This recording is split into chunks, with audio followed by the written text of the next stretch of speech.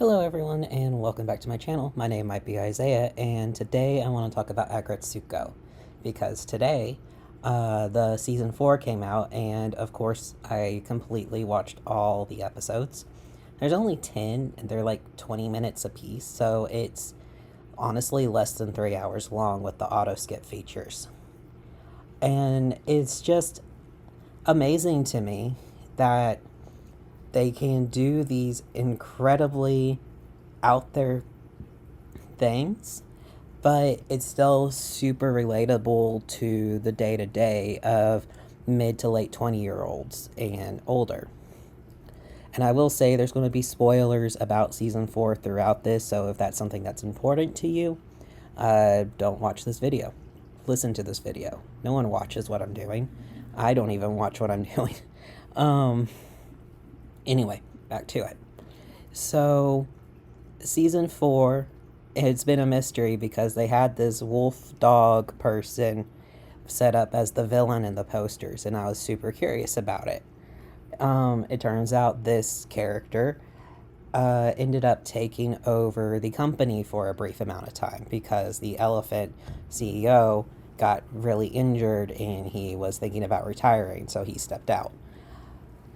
We also finally had the climax of Aggretsuko and Haida's feelings because in season 3 it ended with Haida basically declaring that he wanted to date Aggretsuko, and I have to say they somehow did a fantastic job of making this like super anticlimactic because they had this will they won't they thing going on where Haida was still being a chicken and not able to take the next step, and no one was wanting to talk to Aggretsuko about it because they wanted Haida to man up because, again, traditional masculinity roles, that sort of thing.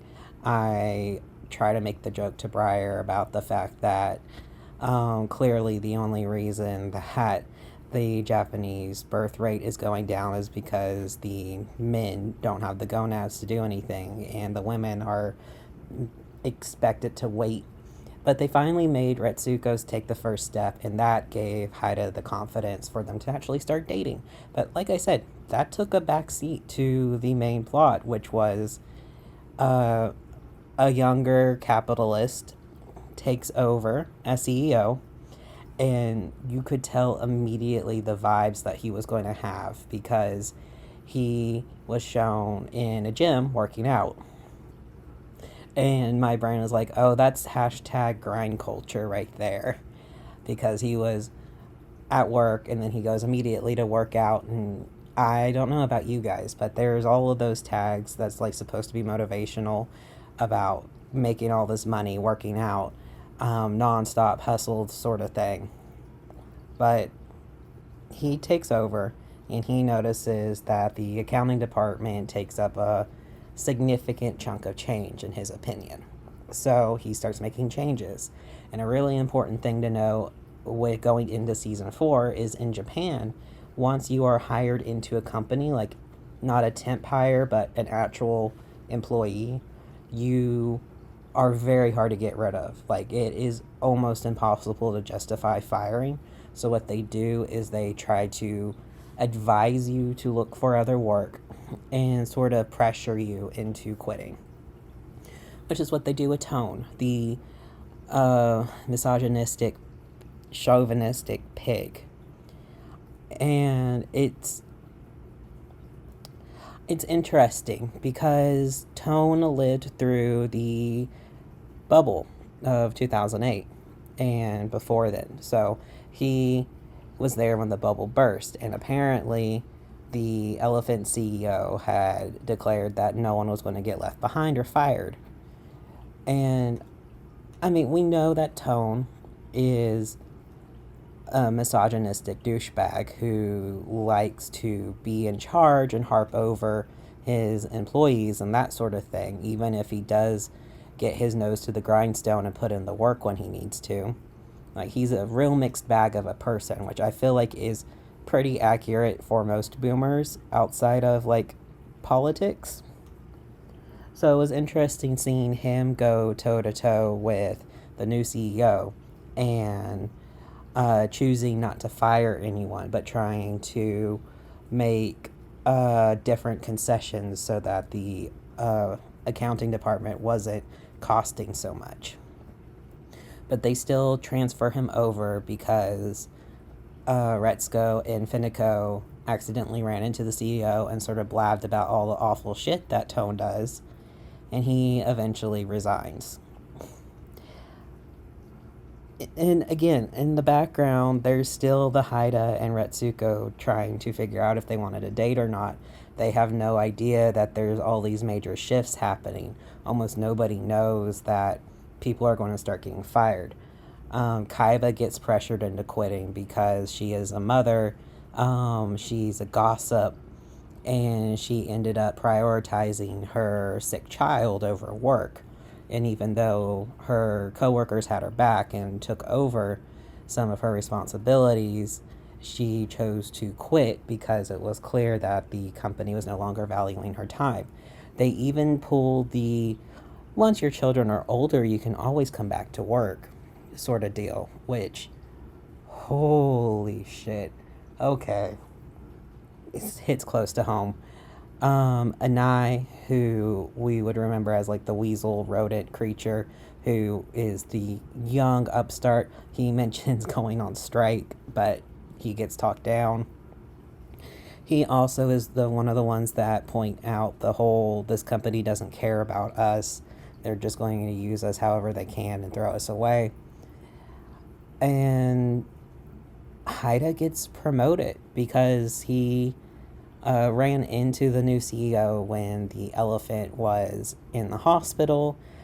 He hit it off well, and he's showed how he can streamline his work so it's more automated and doesn't cost as much, obviously, and is more efficient. So he ends up getting hired to be manager, and things start taking a major shift because he is now dealing with all of this managerial work, and he is meeting with the CEO and kind of getting pressure from the CEO to do stuff, which I'll go into in a minute.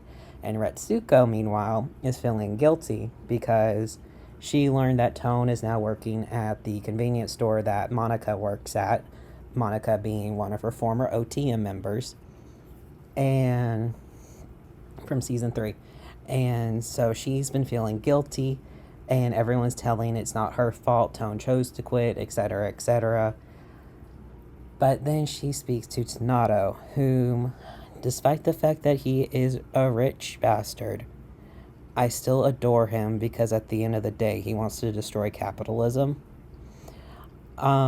She talks to him, and he's like, yeah, that's what everyone else is telling you, isn't it? But you're not satisfied with that. And he actually mentions how her death metal vocal YouTube channel has like over 1 million subscribers, and he's like, you have a platform, you have the ability to make change even if it's small. And she ends up hiring Tone to be her accountant, so she's getting busy with that, and Haida is busy with his stuff, so their dating situation is kind of almost non-existent. And then it crosses back over again as Haida sees that she's hanging out with Tanato because he doesn't realize that he's helping her optimize her YouTube channel to get more hits and figure out like how she can make this a business and help support her former boss. Tone is hilarious in a very annoying way because he's just like, hey, you're being mean to me. I don't know how to do any of this stuff, and you're taking a hit to my self-esteem. Oh, he was very annoying without the emails, and you could tell he was kind of milking it. But Retsuko realizes Haida is cooking the books because the new CEO is under a lot of pressure to stack up to things. There's people that want to replace him, so he is putting what they call window dressing on the books to make the numbers look better than they actually are, and Haida is being part of it. He's not being forced to do it, he's sort of volunteering because he's finally got someone seeing that he's worth something. And it then transitions. The entire thing reminds us that it's a cartoon because everyone gets involved in a sort of heist to get to the original books that he is keeping in a safe in a new office constantly. And things end up going back to how they were. Uh, Mostly. Haida ends up quitting even as Tone returns as the head of the management. Kaiba comes back as well. The Elephant CEO returns, and while the dog CEO leaves. And it's interesting that Haida quit because I don't know why, but it does end with him and Retsuko being very happy as they meet up outside. And it was weird because it's the first time we got to see him be so openly happy throughout the season. All 10 episodes, he was either high key stressed out with the whole Retsuko pining after her for 5 years, wanting to make a good impression, wanting to date her, and not being able to man up. And then, of course, he was completely tense from everything else. And it's like, ooh, cool. So it was nice seeing him be happy again. But Brian and I were talking about the season afterwards and Aggretsuko in general because, I mean, this entire thing is made by the same company who makes Hello Kitty. So you have a very popular children's icon, even in the US of A, making this cartoon that's about like 25-year-olds in the workforce trying to deal with the day-to-day, and they do some fantastic stuff. Like season 3 goes off the rails with Retsuko becoming a sort of mid-20s pop girl, pop icon, and all of this. Yeah, it goes to insane lengths, but at the end of the day, it's very grounded in reality. And Brian and I were trying to figure out, why is Aggretsuko so good and relatable? And I think it has to do with the fact that it's a cartoon. And I'm not saying it's a cartoon like Bob's Burgers or The Great North or The Simpsons or Family Guy are, because those are all cartoons. They're adult animation. But Aggretsuko is a cartoon. It's like Steven Universe or Billy and Mandy. It's the way it handles itself is like an animation that's meant for children, but it's for adults. It's a cartoon for adults. It's not adult animation. And I don't know if that makes perfect sense, but it's something that's important to me, at least, because you look at it and you see these very simple, colorful cartoon characters going through fantastical things, be it becoming friends with higher ups, which feels utterly unrealistic to me, but at the same time they manage to ground it very well, with the women being so, they're very grounded in their characters. I hate using the same word twice. And you have pop idol groups forming and becoming very popular. And then you have Tanato, who's just like, capitalism is trash. Oh, I think that's what won me over at the end of the day, honestly. I am a man who loves a purple donkey. But they go through things that even Americans can relate to. And I know the Japanese have to relate to this because, as limited as my knowledge of Japanese culture is, it was kind of funny because I would explain things to Briar, and then like a minute later the cartoon would explain things to us, and I was like, hey, I was right. I remembered things correctly. But no, at the end of the day, I think season 4 was a great addition. I think it's really cool to see some of the nuance and see that Retsuko is, at the end of the day, a really good person. Because despite the fact that Tone was kind of awful to her Not kind of, but he was very awful to her, and he's had his moments. He's a very complex individual, and you can kind of see how he is someone from an older age kind of being left in the dust. And it's nice because he's not just a villain, even though it'd be so much easier if he was.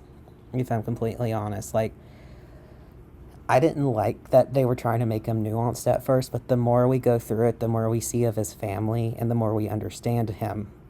It's like, oh, this is kind of like BoJack Horseman, where we are invested in BoJack's life because we know him.